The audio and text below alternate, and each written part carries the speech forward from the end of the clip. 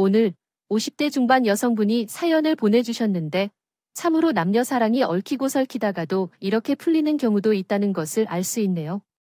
저도 사연을 읽으면서 너무 긴장해서 가슴이 두근거려서 마침내 결말이 꽤 나쁘지 않아 한숨을 돌린 셈인데요. 그럼 어떤 이야기인지 한번 만나보시겠어요? 안녕하세요. 요즘 들어 정말 새로운 삶을 살고 있는 느낌이에요. 매일 똑같은 삶을 50년째 살았고, 게다가 코로나로 고생하면서 회의가 들기도 했지만, 그래도 좀 더 열심히 살아보려고 합니다. 그렇게 느끼게 된 이유는 스트레스가 연속되던 제 삶 속에 한 줄기 빛이 비춰온 것 같아요. 단순히 말해서 저는 제 남편의 이야기부터 시작해보고 싶습니다. 우리 남편은 결혼하기 전부터 저에게 엄청 신경을 쓰는 사람이에요. 대부분의 남자들은 결혼 전에 그렇다고 하지만 특히 우리 남편은 너무나 이벤트를 좋아하는 사람이에요. 항상 뭔가 특별한 것을 해준다는 말을 했던 그 사람입니다. 최근에는 오빠랑 어디로 갈까 고민 중이에요. 오빠가 후배들에게 부탁해서 경치 좋은 데이트 장소를 찾았다는데 어떻게든 말만 하고 영미와 함께하면 될 거라 생각해요. 어디를 가든 상관없어요. 그 당시에는 나도 무엇이 일어나고 있는지 몰랐기 때문에 그냥 웃으면서 따라다녔어요. 5살 연상인 남편은 약간 철이 없으면서도 매력적인 외모로 주목을 받는 사람이었습니다. 솔직히 말하면 그 당시에는 나 말고도 몇몇 여자들이 남편을 좋아했었죠. 대학 시절부터 만났던 남편은 항상 여자 학생들과 함께 있었는데 그런 상황에서도 나를 좋아한다며 따라다니는 남편 때문에 가끔 어색했어요. 솔직히 말하자면 지금서야 말하는 거지만 그 당시에는 내 친구 중 아무도 남편을 좋아하지 않았기 때문에 우리 사이에는 꾀한 긴장감이 있었습니다. 관계가 있다 보니 저도 모르게 오기로 남편을 선택했던 것이지도 몰라요. 친구가 평소에 얄미운 구석이 있었는데 남편이 저를 좋아하는 것을 보고 맹렬하게 직진하고 있다 뭐예요. 영미야, 너 상훈이 오빠랑 뭐 있니? 아니야, 내가. 계속 지켜보니까 저 오빠가 너무 멋진 것 같아 너한테 하는 모습을 보니까 너무 자상한 것 같고 내 스타일이더라고. 그리고 이건 비밀인데 말이야. 이러면서 주변에 흘끔거리더니 친구가 입을 여는데 얘기를 듣는 순간 친구가 너무 얄밉고 못 견디겠는 거예요. 순간적으로 화가 치밀었고 입술이 부들부들 떨리며 말이 안 나왔습니다. 나는 오빠와 함께 집에 같이 갔던 것이 생각이 나요. 그때 영미가 나를 착한 것 같다며 어른들이 좋아할 성격인 것 같다는 이유로 찬사를 보내기 시작했고 나도 맞다고 인정했습니다. 오빠가 문을 다 열어주고 중간에 내 신발끈이 풀리자며 해주고 다 묶어주는 모습을 보며 내내 열이 올라왔지만 제게 혼란을 준 것은 다음에 했던 말부터입니다. 그때부터 얘기가 우습게 들린 것 같아서 기분이 상해졌어요. 그러면서 양미도 영미와 함께 나한테 인상이 나쁘지 않았다고 이야기했고 예전 여자친구와의 이별로 인한 상처가 많다는 얘기를 나와 나누기 시작했습니다. 있었지. 어쨌든 그래서 새로운 연애를 한다면 나처럼 밝고 사람들과 잘 지내는 타입과도 해보고 싶어. 여건이 두근거리지 않더라고. 만약 너도 나에 대한 감정이 있다면 그건 알려줘야 할 것 같아서 말했어. 하지만 그때 들었을 때는 정말 어이가 없는 거야. 맨날 집에 가는 길을 같이 가자고 여기까지 뛰어내려오고 학교만 갔다 오면 내 주변을 맴돌던 오빠. 그러니까 그때는 남친이 될 생각은 전혀 없었던 나의 남편 말야. 거의 저랑 붙어 다니면서 나를 향한 애정을 의심해 본 적이 없었거든. 그런데 나중에 친구들이 말을 해주니까 그런 이야기가 있었다는 거야. 화가 나서 차마 친구한테 뭐라 하지는 못하고 나중에 또 제 집 앞에서 기다리고 있는 그 인간에게 뭐라고 해버렸어요. 오빠, 나 말고도 지연이한테 관심이 있나 봐. 그럼 지연이랑 만나재. 왜 맨날 우리 집 앞에서 얼쩡거리는 거야? 나 이렇게 우유부단한 사람 싫어. 왔다 갔다 하지 말고 똑바로 노선을 정해. 그때 저도 얼마나 바보 같았던지. 어리긴 했나 봐요. 말하다가 뭔가 훅 하고 올라오면서 울음이 섞인 말로 내뱉게 되더라고요. 아니, 그런 거 다 필요 없어. 다른 여자한테 조금이라도 흔들린 사람 싫어. 그러니까 우리 집에 찾아오지 마. 꼴도 보기 싫어. 이렇게 말하고 저는 며칠을 피해 다녔고 집 앞에서 밤새기를 반복하는 그 인간을 그냥 놔두고 맨날 모른 척했어요. 당시에는 저, 아빠, 그리고 남동생 3명이 살고 있었는데 아빠는 몇 번이고 제게 설득을 하셨습니다. 영미야, 그 사모님과는 친구가 아주 죽을 성을 하고 아까 현관 앞에 서 있더라. 집에 들어오라고 해도 웃으면서 아니라고 하며 영미가 나올 때까지 기다린다고 하던데. 내 눈에는 그 애가 편집도 좋고 어른들한테도 잘한데 왜 싸우기까지 했나? 우리 아빠도 생각해보니 예전에는 제가 누굴 만나기만 해도 그렇게 난리를 치고 들어누웠던 분이에요. 그런데 이상하게도 그 인간한테는 마음을 가져버렸대요. 조금 늦었기는 했지만 전혀 신경 쓰지 않고 방 안에서 공부하고 있었고 그러다가 잠들었다가 얼른 일어났어요. 그런데 바깥 창문을 내다보니 여전히 그 인간이 집 앞에 있는 거예요. 새벽이 되었는데도 말이에요. 진짜 어쩌나 싶어 이때 결국 옷을 챙겨 들고 밖으로 나가게 되었고 어쩌면 이 시점에서 제가 진 거나 마찬가지이기도 했어요.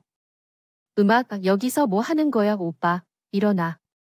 얼른 집에 가, 감기라도 걸리면 내 탓하려고 얼른 집에 가라고. 제가 제게 화가 난 목소리로 말을 하자. 졸고 있던 그 사람은 몸을 부르르 떨면서 겨우 나를 쳐다봤어요.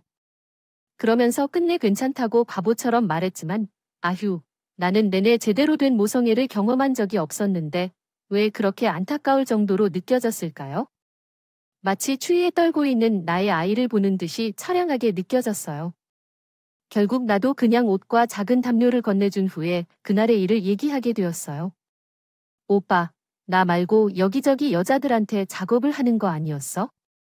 왜 우리 집에 와서 사람을 불편하게 했어요? 제 말에 두 눈이 크게 떠진 그 사람은 자신을 자초지종하다고 하면서 어떤 일이 있었는지에 대해 나에게 물었어요. 저도 이것저것 대답을 해주었고 들으면서 어떤 이상한 구멍이 있는 걸 알게 되었어요. 내 친구 지연이 말하는 건 그때 지원이가 같이 가자고 해서 따라오던 거래요. 영미야, 너는 다른 친구들하고 일찍부터 같이 다니잖아.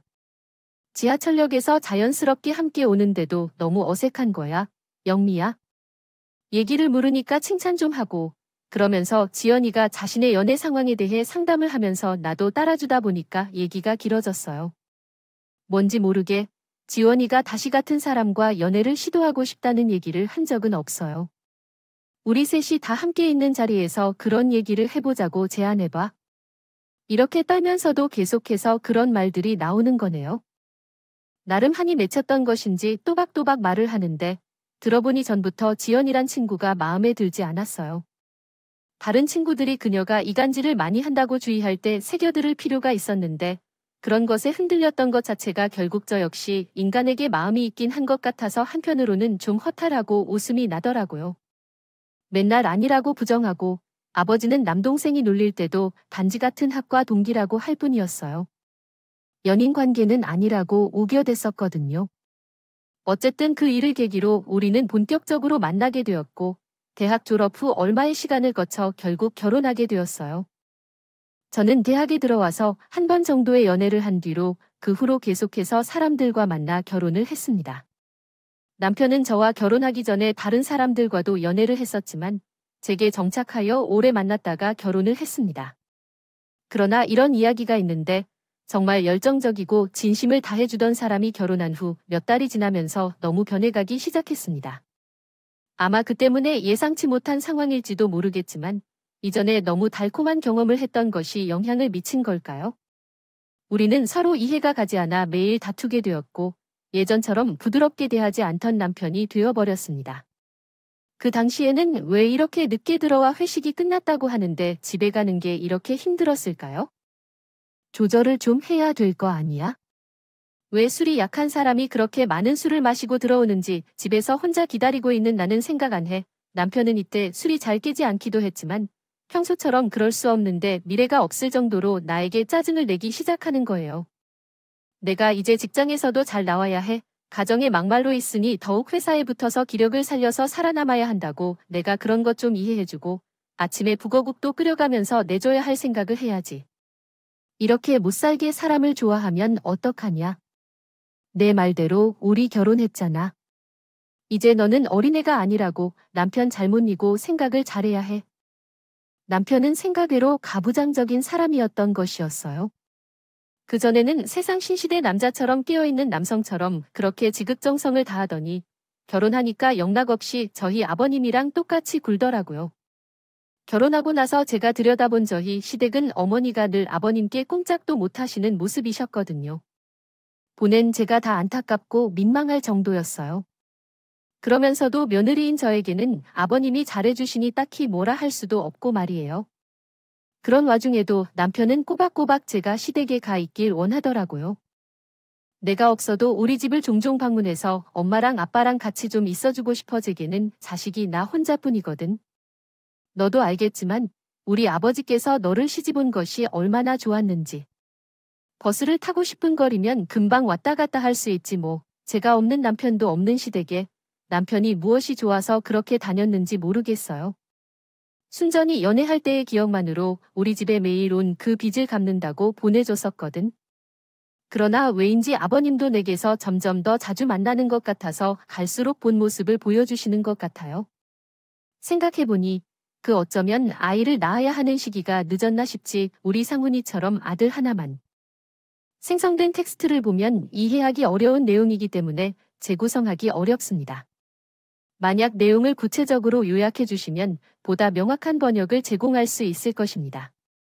그래서 자주 안 가서 본격적으로 어머니든 아버지든 갖고 계신 다시 전화해 주시는 것이에요. 응, 영미야. 왜 요즘 자주 안 오냐고. 나랑 너네 어머니가 널 기다리고 있는데 와서 같이 밥도 좀 먹고 뭐 하고 도와야지. 조만간에 우리 친척들 만날 건데 시간 좀 비워놓고 그 전에 와서 하룻밤 자고 가던가. 하지만 보통 이 일정은 여전히 남편 없이 저만 가게 될 거라는 건 뻔했어요. 당신 남편은 술을 마시고 아예 들어오지도 않던가. 혹은 제가 잠든 새벽에 조용히 들어와서 거실에서 자다가 이 둘 중에 하나였거든요. 더는 싸우기도 싫고 초기에 우울해진 저는 어째서 좋은 직장을 옵니다. 일님이 계속 같이 일하자고 하시는데 그런 결정을 내리는 것이 고민되었습니다. 남편은 무조건 반대하였지만 저는 그의 의견을 무시하고 직장에 다니기 시작했습니다. 그러다가 갑자기 임신하게 되었거든요. 그 당시에 저는 아직 30대 초반이었고 주변 친구들도 이런 얘기가 나오는 시기였습니다. 그런데 이렇게 갑자기 생기다니 실감이 나질 않아요. 남편은 계속해서 직장을 그만두라고 말하면서 혼란을 줬습니다. 어째서 나는 이 사람과 아기를 얻게 되었지? 원망스럽게 느끼기 시작했습니다. 처음으로 이혼을 생각해 본 것 같아요. 당연히 직장을 그만둬야지. 아무나 임신하게 하다니 우리 직장이라니 말이죠. 동료들을 보면 여우처럼 솔직한 직원들도 회사에서 안 좋은 소식이 생기는 경우가 많습니다. 무리하게 잘못을 저지를 때 어떻게 할지 걱정하며 그렇습니다. 그런 상황이 오면 후회하며 자책할 것입니다. 돈이 부족한 것도 아닌데 왜 그렇게 고집하여 돈을 벌겠다고 하는 거냐고 생각하게 됩니다. 심지어 이런 이야기를 시댁에 전혀 상의 없이 알려버린 남편은 시댁에서도 여러 전화를 받게 만들어버리고 어머니는 매번 전화를 해서 제가 집에 있는지 어떻게 지내고 있는지 일일이 캐물어가는 거예요. 이런 생활이 계속되어 스트레스를 받게 되고 있는 와중에 지독한 입덧이 시작되었고 결국은 다니고 싶어도 직장을 떠나야 할지도 모르겠습니다. 그만두는 수밖에 없었어요. 그러고 나중에 시간이 지나 아기를 낳게 되었는데 저는 그동안 딱히 저에게 엄마가 없는 것에 대해서 불만을 품은 적이 없었어요. 그런데 참 이상하더라고요. 사연을 듣는 여자분들도 그런 생각을 하실지 모르겠는데 인생에서 살며 가장 엄마 생각이 날 때가 바로 아기를 낳을 때인 것 같아요. 그리고 키우는 동안 문득문득 생각이 나더군요. 우리 아빠랑 남동생이 와서 축하도 해주고 얼마간 제 대신 아기를 안아주고 놀아주기도 했었는데 저는 이때 그들에게 말하진 않았지만 엄청나게 엄마를 떠올리게 되었어요. 당시 저도 사놓은 CD가 있어서 힘들긴 했지만 그때 남편에게 이것저것 속을 털어놓았었죠. 엄마와의 관계도 좋지 않았고 어릴 적부터 남겨진 우리에게 항상 원망이 뒤따랐어요. 그런데 말이죠. 승우가 태어난 후에는 왜 갑자기 엄마에 대한 생각이 들었을까요? 내가 태어났을 때 엄마도 이런 고생을 했을 텐데 어릴 적 아무것도 할 수 없이 누워만 있을 때 엄마는 나를 키우느라 고생했겠죠. 이런 감정이 드는 건데요. 만약 지금 엄마가 내 곁에 있다면 나는 이것저것 물어보고 싶을 거예요. 그때의 나는 한층 감성적이었고 남편도 말이죠. 새벽에 들어와서 자려다가도 그런 얘기를 들어주긴 했었어요. 물론 그렇게 해놓고도 며칠 지나면 또 둘이 불같이 싸우곤 했었지만 내가 매일같이 이렇게 잠도 안 자고 나를 괴롭히는데 왜 이렇게 늦게 들어와? 당신 같이 회식한 사람들 누구야? 전화번호 내놔, 빨리. 당장 내 앞에서 전화하라고. 감정이 엄청 몰아치고 주체가 안 되는 나는 모든 원망이 남편과 아기에게로 쏠려버렸어요. 한편으로는 서운한 게 남편이 제 이런 부분을 조금도 받아주지 않았고 가장 힘든 곳에 놓여 있는 나를 절벽 밑으로 밀어버리다시피 했어요. 다름 아닌 말, 상처 주는 말로 쓰는 말이에요. 그 깍지에 뭐가 그렇게 힘들다고 난리야? 애를 키우는 것이 얼마나 어려운지 아나. 왜 난 항상 어렵다고 말하냐? 세상의 모든 어머니들이 자녀를 키우는 것이 그런 거야? 요즘 얘기하지 말랬던 부모들이 키웠으면 다들이 그 정도나 하는 것을 알아야 해. 남편들도 사실 이런 상황에서 무슨 말을 하는지 몰랐을 거예요. 술에 쩔어서 매일 야근으로 지치다 집에 와서 술 냄새를 풍기며 컸던 걸 제가 붙잡아낸다니 말이야.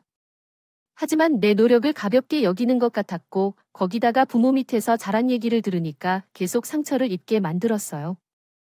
당신이 말한 것 다 들었어요.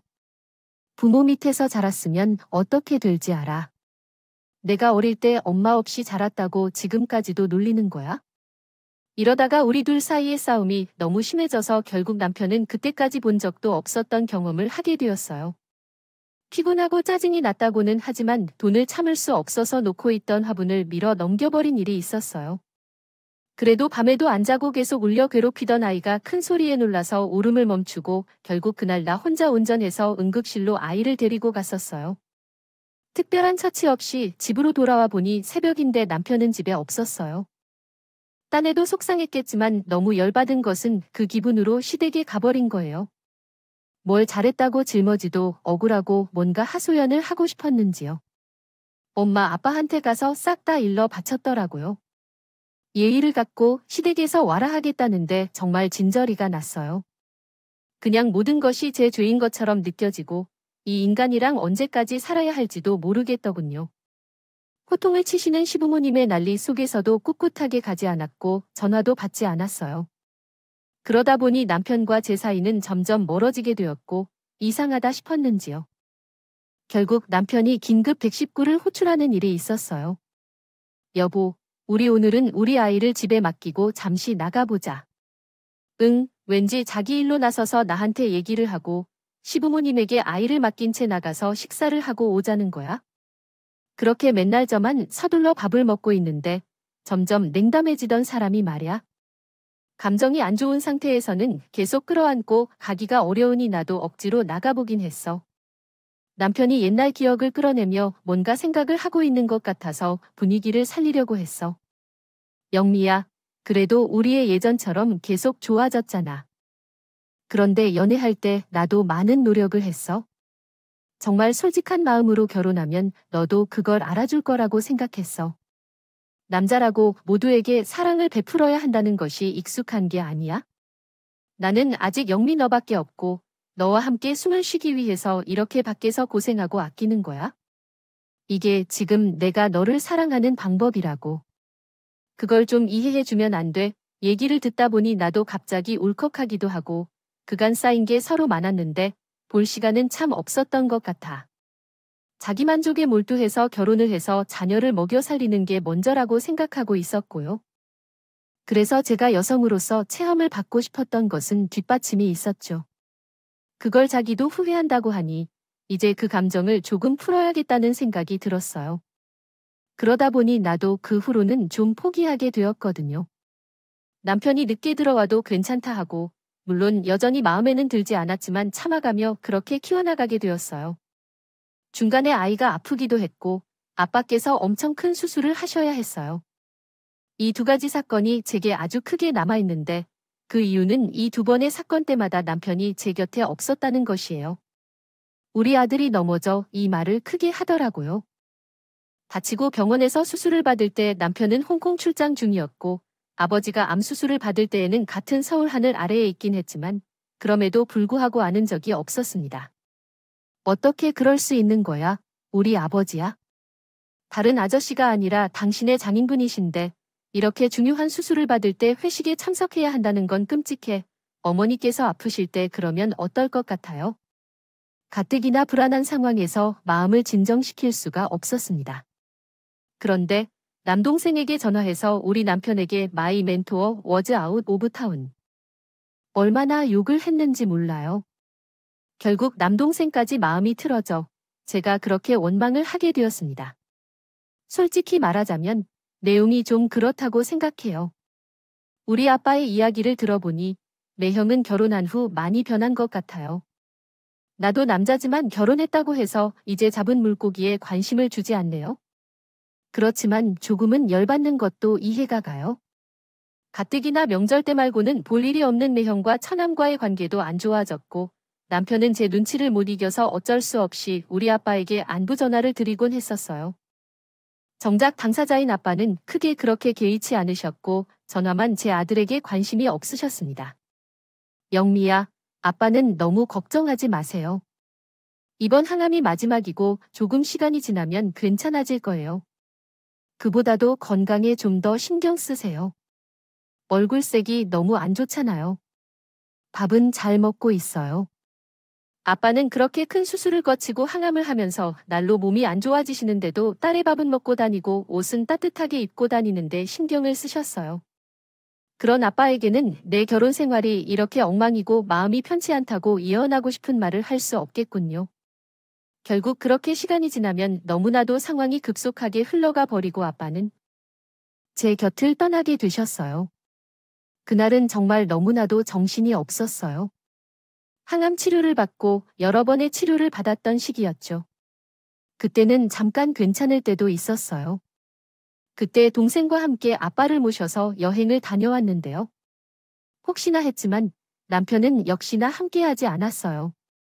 해외 출장이 잡힌 거로 알고 있지만 본인은 어렵다고 생각해요. 저도 많이 노력해보겠지만 시간을 내기 어려울 수도 있겠죠. 그러니까 너무 많은 기대를 하지 말고요. 왜 또 그런 표정이야? 나도 함께 가고 싶다는 말이에요. 근데 시간이 안 되는데 어떻게 할까요? 됐어, 가지 마. 정말 너무 지겹다. 당신 변명 당신 부모님 늙어 죽을 때까지 절대 얼굴 안 봐. 당신이야말로 기대도 하지 마. 알았지? 저도 정말 할 말 못할 말 가리지 않고 막 하게 되었고 한창 자라고 있는 유치원생 아들 앞에서 둘이 지독히도 싸우겠어요. 그렇게 이를 악물고 분에 섞인 콧바람을 내릴 뿜어내며 물에서 아빠와 제 남동생 그리고 제 아들과 함께 넷이서 1박으로 여행도 다녀오고 있었는데요. 그게 마지막 추억이 되어버린 거예요.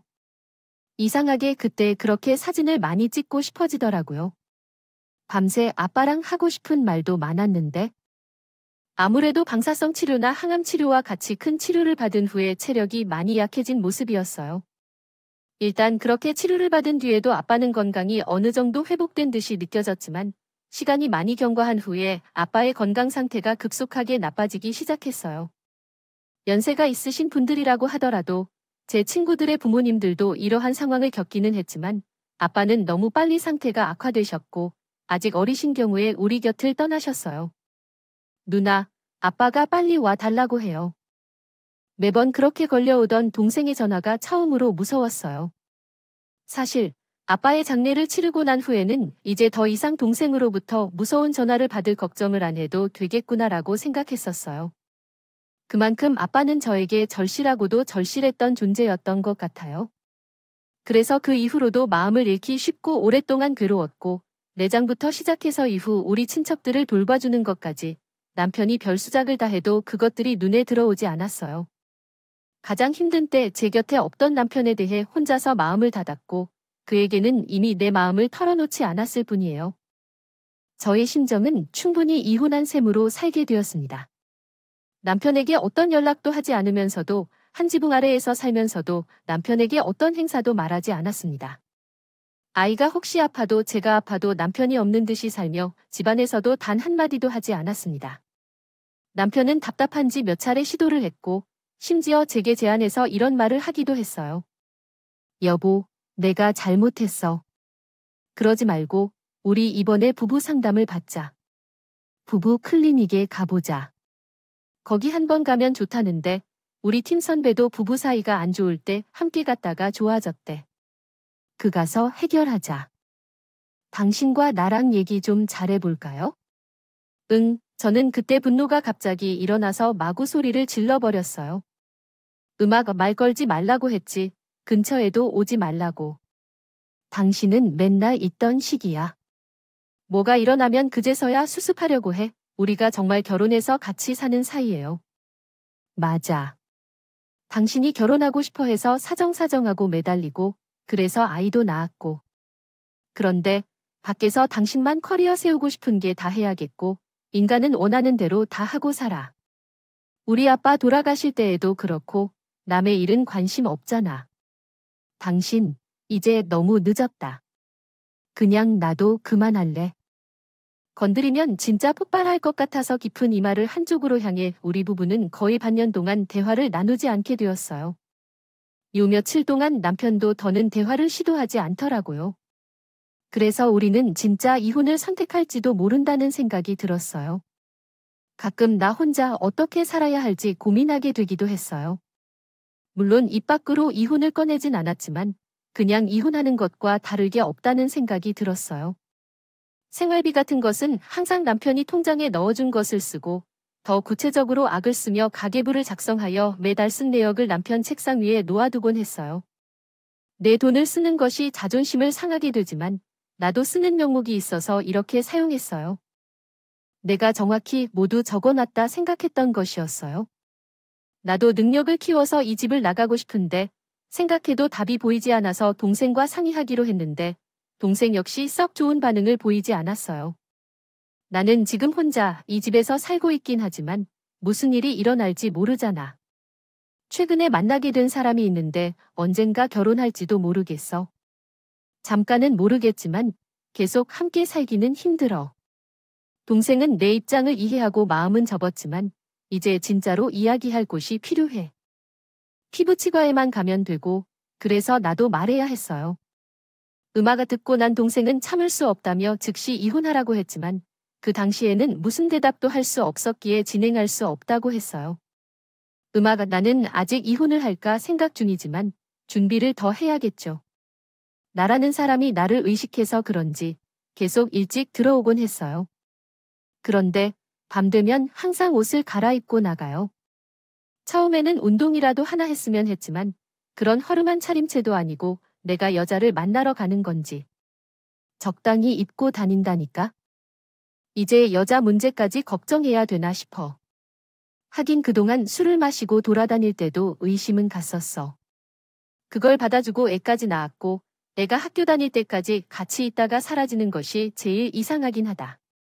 이렇게 말을 하면서 서로 얘기해놓고 울음이 나더군요. 동생도 여기까지 듣고는 자기도 못 견디겠다면서. 까짓것 이혼해라. 더 당하기 전에 이혼하라고 했지만 그게 말처럼 쉽나요? 그냥 조용히 있으라고 달래놓고 전화를 끊었답니다. 하지만 말을 하고 나니 그 뒤로 더더욱이 인간의 행동이 거슬리기 시작하더군요. 내 동생이야. 그런 말을 들어봤자 당장 눈앞에 벌어지는 게 아니니 신경을 끌 수 있지만 나는 계속해서 인간과 함께 살아야 하기 때문에요.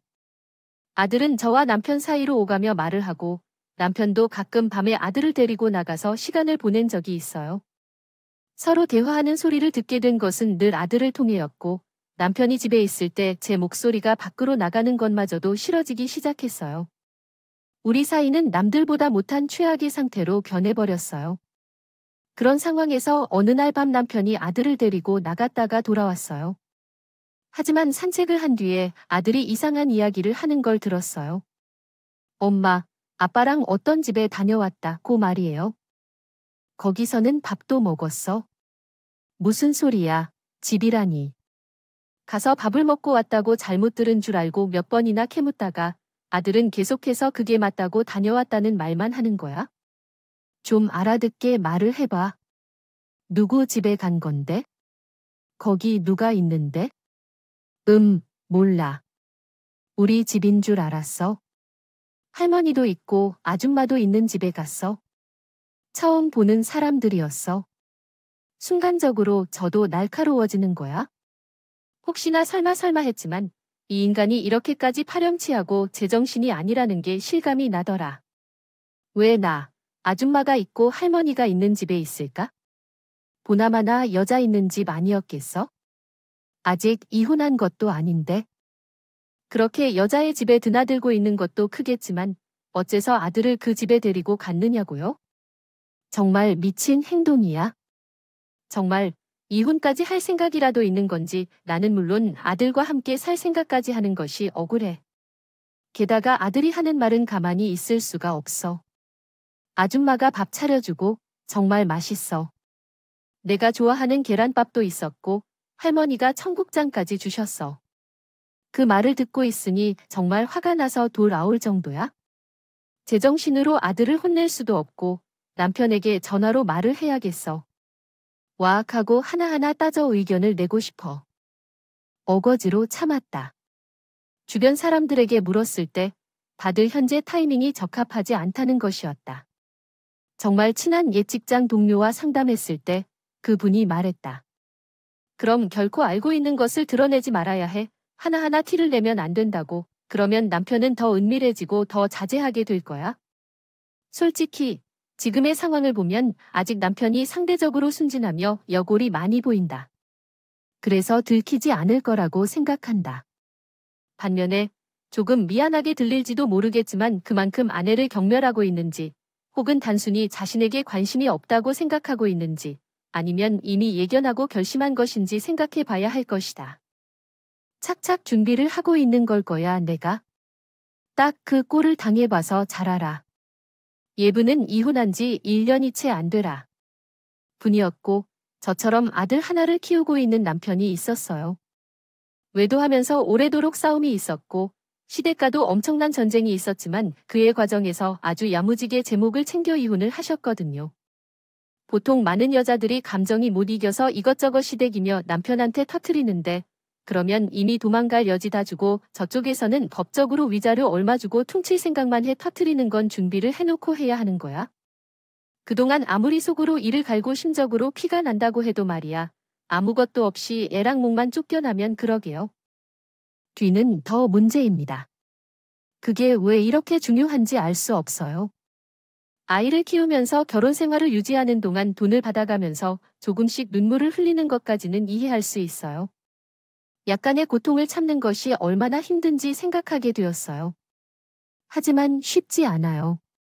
그렇게 증거를 천천히 모으고 티를 내지 않는 것은 정말 억압되는 기분이었어요. 매일 혈압이 상승하여 죽을 것 같은 느낌이 들더라고요. 예전에는 가끔 밤에 나갔던 것 같은데 이제는 거의 2에서 3일에 한 번씩 남편의 집에 들릴 때 미칠 것 같아요. 머릿속에는 다양한 생각이 들어왔어요.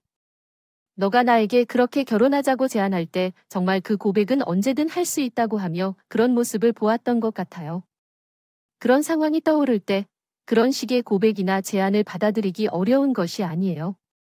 정말 남자라면 소름이 돋고 징그러우며 세상에 우리 아빠와 나의 남동생을 제외하고 다른 남자들은 모두 역겹게 느껴졌어요. 머리로는 그것을 참아내야 한다는 생각이 있었지만 제가 자주 듣는 그렇게 타당하지만 그럴듯한 조언들 때문에 나 또한 누군가와 동일한 처지에 처해 있는 것 같다는 생각이 들었어요. 일단은 감정을 관리할 수 없는 상황에서 남편을 따르게 되었습니다. 밤에 남편이 운동하러 나가는 모습을 본 뒤 그의 뒤를 따라가기로 결심했습니다. 그날 저녁은 아들을 남동생에게 맡기고 몰래 남편을 따라 나가기로 했어요. 그때 아들에게 물었을 때도 버스를 타고 난 거리에 갔다고 하면서 속이다 싶지는 않았거든요. 아빠와 함께 구청까지 걸어가면서 그곳에서는 햄버거 가게에서 군대에 대해 자세한 내용을 모르겠다고 했어요. 또한 아빠에게 다시 물어볼까 생각까지 했으나 아들이 놀래서 입마가 말려고 했어요. 어쨌든 걸어갈 수 있는 거리라서 적당히 따라가도 괜찮을 것 같은 생각이 들더군요. 그럼 여자가 이렇게 가깝게 살고 있는 것을 보면서 직장에서 만난 건지 뭔지에 대해 여러 생각이 드는구나. 남편의 직장 동료 몇몇은 제 연락처에 있었지만 이것을 통해 연락해 물어보려니 참 부끄럽고 수치스러웠어요. 어쨌든 저는 이혼을 준비 중인 여자로서는 하지 말아야 할 큰 실수를 저지르고 있는 것 같아요. 제대로 준비도 안 하고 미끄러지는 바람직하지 않은 일이네요. 그래서 몰래 밤공기를 헤치고 좁은 골목을 따라가더니 저와 남편을 제외하고는 아무도 없는 작은 4층짜리 빌라에 도착했어요. 남편은 한 계단 한 계단씩 올라가며 센서가 켜진 2층을 향해 나아갔고 저는 그 불이 되어버렸다. 꺼지길 때까지 조용히 밖을 바라보고 있었어요. 원래대로라면 이렇게 뻔히 쫓아온 건 이미 실패한 상황이며 최선을 다하려면 집에 돌아가는 게 맞았어요. 그런데 현실을 직시하니 정말 억울함이 마구 차오르고 분개가 덮치는 거예요. 남의 집에 떠돌아다니며 간지럽히는 모습을 보며 나 자신도 한심하고 어리석은 듯한 모습이 눈에 선명하게 보였어요. 연애할 때 우리 집 앞에서 거의 살던 남편이 떠올랐죠. 비슷한 행동을 보며 역겹고 화가 나서 결국 나도 정신을 잃고 그 아파트로 들어갔어요. 한 걸음 한 걸음 올라가다가 숨을 고를 참으며 잠깐 눈을 감았습니다. 그러나 머릿속에서 소용돌이치는 남편의 잔상들은 모두 나쁘고 더러운 것으로 떠올랐습니다. 결국 어떤 신고를 하듯이 제 손으로 급히 초인종을 눌렀고 한 번 누르자 끝없이 계속 누르게 되었습니다. 칙칙거리는 소리가 계속 울리면서 문이 열리고 그 안에는 여전히 남편이 있었습니다. 그는 눈이 휘둥그레져 나를 쳐다보며 말했습니다. 당신 뭐야? 당신이요. 이런 소리의 말입니다. 저는 그 문틈을 통해 빠르게 비좁은 집으로 들어가서 마구 소리를 질렀어요. 음악, 여기는 뭐야? 누구야? 누구네 집이야? 여기서 제가 소리를 지르며 주변을 살피는 동안 넓지 않은 거실은 금방 제 시야 안에 꽉 차게 들어왔어요. 소파에 누워있는 할머니가 있었고 그 앞에 있는 작은 탁자 위에는 죽과 같은 것이 너무 지저분하게 흩어져 있었습니다. 정말 무슨 가족 모임도 아닌데 할머니 봉용이나 상간녀는 어디 있는지 찾아보는데 안 보입니다. 남편은 급하게 저를 말렸고 정말 난리도 아니었어요. 음악아, 당신 잠깐만 얘기해줄래? 잠깐만 됐어. 저리 비켜. 당장 나오지마. 나도 나를 이렇게 이성적이지 못한 사람인 줄 몰랐는데 눈앞에서 외도 현장을 보니까 진짜 신경질이라도 툭 끊기는 듯 정신이 없는 것 같아 빈 공간을 헤매며 돌아다니는 절 보고 남편을 악으로 쓰는데 본인도 정신이 나갔던지 헛소리했더군요. 여보 잠깐만 여기 봐봐. 어머니셔. 당신 어머니시라고. 이 말을 듣자마자 얼떨결에 웃음도 안 나왔어. 진짜 웃긴 게 아니라서 좀 전에 누워있던 할머니를 쓱 쳐다봤더니 이 할머니도 얼마나 웃기는지 알고 싶었어요. 그래서 지금 장난하냐고 하려는 와중에 할머니가 뭐라 중얼거리는지 영미야라고 이렇게 제 이름을 부르며 몸을 일으켜 세웠어요. 소파 한턱을 잡으며 억세게 주름이 졌고 머리숱이 거의 없어 보이는 그 할머니가 제 이름을 계속 부르고 계시더라고요. 네, 왜 나오는데? 하는 젊은 여자는 안 나오고 이에 할머니가 나를 계속 부르고 있는 건지 마치 제 고모가 저를 부를 때처럼 이름으로 부르고 있는 것 같기도 했어요. 얘가 한참 안 되었었어. 엄마야란 말이에요. 순간적으로 어디 번개나 치나 싶을 정도였죠. 잠깐 멈춰 있었어요. 엄마라니, 엄마라는 단어는 제 인생에선 늘 낯설고 거리가 먼 단어예요. 도통 사용할 일이 없어서 어디에 보관해두다가 버려버리는 소지품 같은 그런 존재가 제 기억 속에 있던 엄마였어요. 어릴 적에는 그녀가 저와 동생을 두고 나가버린 엄마였죠. 몇십 년이 지난 지금 덜컥 떠올려봐도 그런 감정밖에 느껴지지 않았으니까요. 왜 이런 단어가 갑자기 내 일상에 등장하나 싶은 와중에 뭔가 뒤통수 끝부분에 쎄한 느낌이 끼치는 것이 그냥 무시할 수 없는 이상한 감각이 느껴졌어요. 다시 찬찬히 눈을 가늘게 뜨고 그 할머니와 함께하고 있던 내 모습을 되짚어보며 전에 경험하지 않아 본 감정과 마주하고 있는 건 아닌지 생각해봤어요. 책을 봤는데 어딘가 눈에 걸리는 것이 있었는데 이상한 익숙한 느낌이 들었습니다. 엄마나 영미 옆에서 말을 잃고 울음을 터뜨리는 그 할머니는 제게 서두르듯 둘러대는 사람이 아니었고 실제로 존재하는지도 확인할 수 없던 내 엄마인 것 같았어요. 몇 번이고 눈으로 확인하며 생각을 곱씹었던 그 상황에서 옆에 기대앉아 손으로 얼굴을 파묻고 울던 그 사람이 제 엄마라고 했다고 해요. 남편의 설명에 따르면 그렇다네요. 그리 기이하면서도 머리 아픈 일들이 있었고 그 후로 시간이 계속 흐르고 있습니다. 벌써 몇 달이 지났는데 저와 남편은 여전히 한 집에서 함께 살아가고 있습니다. 그날은 충격이 너무 커서 나조차 그 집 소파에 기대앉아서 한동안 일어나지 못했습니다. 남편은 왜 이번까지 그런 일에 대해서 말하지 않았을까요? 아직도 좀 생동감 있게 느껴지지 않는 우리 엄마 말입니다. 남편은 이전부터 조용히 알아볼 생각이었던 것 같고, 그리고 잊고 있다가 엄마의 조카, 즉 제 큰 이모의 딸 사촌 여동생이란 것을 알았습니다. 얘가 건너 우리 엄마와 같이 살고 있다고 착각했던 그 젊은 여자였던 것입니다. 소식을 알리는 중간체 역할을 하게 되었나 봐요. 자기 딴엔 막내 이모 몸이 안 좋은데 이제 살 날이 얼마 안 남은 것 같아서 찾아드리겠다고 제법 노력을 했던 거예요. 그러다가 남편이 착했다고 예전에 인터넷 어딘가에 올려둔 정보와 맞닿았고 확인하는데도 시간이 제법 걸렸다고 하더군요. 그렇다 해도 일단 그때는 아버지가 계셨던 때였나 봐요. 이렇게 갑작스럽게 우리 엄마를 찾아다니게 된 경위에 대해 남편이 직접 말을 했어요. 장인어른도 아프시기도 하고 뭔가 좀 가족끼리 서로 만나면 좋지 않을까 그런 생각을 했었어요. 당신이랑 사이가 좋지도 않았고 나도 너무 바빴고 그냥 속이 쑤셨어요. 당신에게 점수를 조금 얻어야겠다고 생각했어요. 그래서 찾아다녔어요. 이 말을 하는 순간에도 남편은 제 눈을 제대로 보지 못한 것 같았어요. 여러모로 감정이 왔다 갔다 하더군요. 그런데 그 사이에 장인어른도 돌아가셨고 당신이 너무 힘들어하고 나에게 화가 나 있는 것 같았어요. 따로 장모님을 찾았다는 말을 할 적절한 타이밍을 찾지 못하겠다고 느꼈어요. 결국 그래서 남편은 우리 집 근처에 싼 값을 한 작은 빌라를 얻었고 그쪽으로 엄마를 보내기로 결정한 것 같아요. 엄마가 말년에 돈이 없이 떠돌게 된 이유는 저도 정확하게는 모르겠네요. 모르겠어요. 이런 사정은 사촌 여동생을 통해 들었으면 좋겠는데 저도 직접적으로 따로 만나지는 않았거든요. 어쨌든 사정을 알게 된 남편이 우리 엄마를 그 집에 모시고 몇 번씩 들여다봤던 거였고 가끔씩 큰 이모와 그 딸인 사촌 여동생이 왔다 갔다 들렸었다고 하더군요.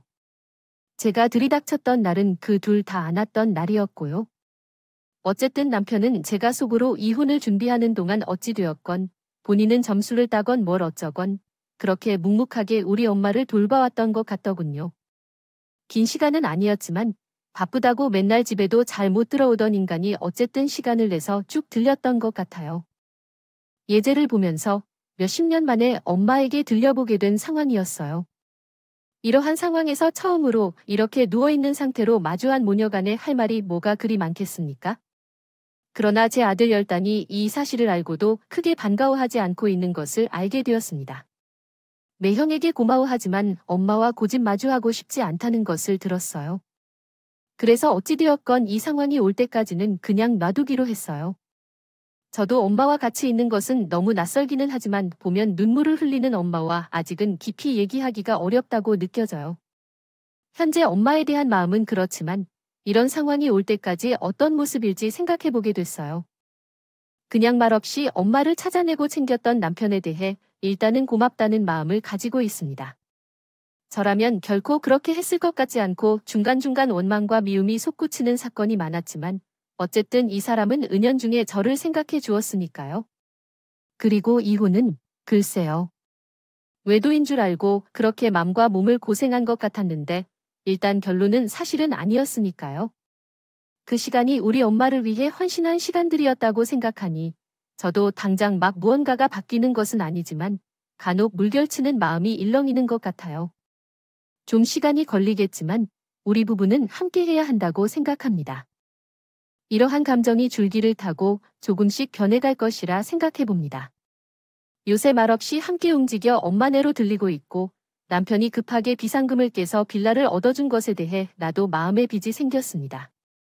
그래도 솔직한 마음으로 말씀드리자면 엄마는 엄마이고 고마운 부분이 크지만 남편이 외도한 적이 없다는 것에 안도를 더 크게 느끼고 있는 것 같아요. 진짜로 다 끝나버릴 것 같았기 때문에요. 대체적으로 생각해보면 남편이 싫다고 어쩌다고 해도 과거에는 애정이 남아있는 것 같아요. 어쨌든 둘 다 마음을 잡고 일단 서로에게 차근차근 접근해보려 합니다. 부족한 이야기를 들어주셔서 감사합니다. 음악